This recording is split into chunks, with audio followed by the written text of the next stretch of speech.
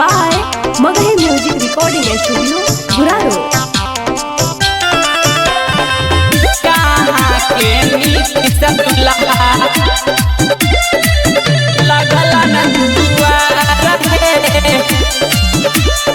Mixed by Ajit Yadvansi. कहाँ के पियर माटी कहाँ के कूदा रहे और कहाँ के पियर माटी कहाँ के कूदा रहे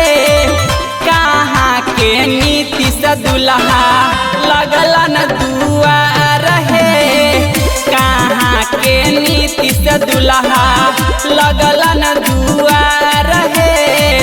कहाँ के नीति से दुल्हा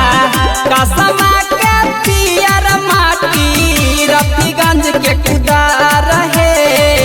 कसमा के पियर माटी रफीगंज के कुदा रहे मियाँ बीघा के नीति से दुल्हा लगला न दुआ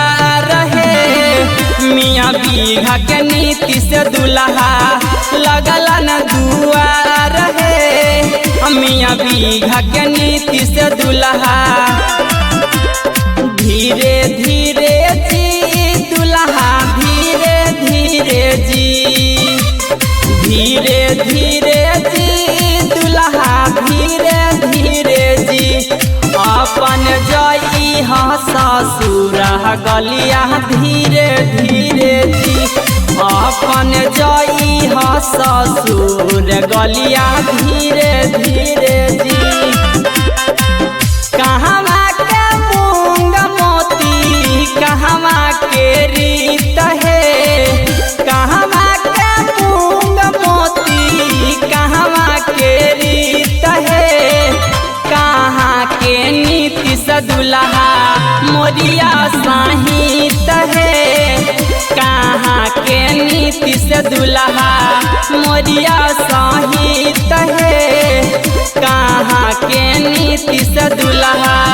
कसमा के मूंग मोती औरंगाबाद के रीत है कसमा के मूंग मोती औरंगाबाद के रीत है मियाँ बीघा के नीति से दुल्हा मोरिया साहित है मियाँ बीघा के नीति से दुल्हा मोरिया साहित है मियाँ बीघा के नीति से दुल्हा भारी भारी अंजूरी से फुलवा लुटाई है भारी भारी अंजूरी से फुलवा लुटाई है आजो नीति से दुल्हा के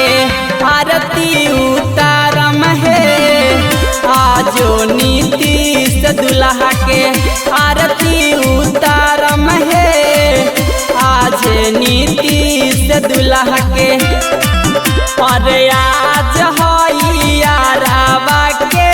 बियाह रे भईबा और आज याराबा के बियाह रे भईबा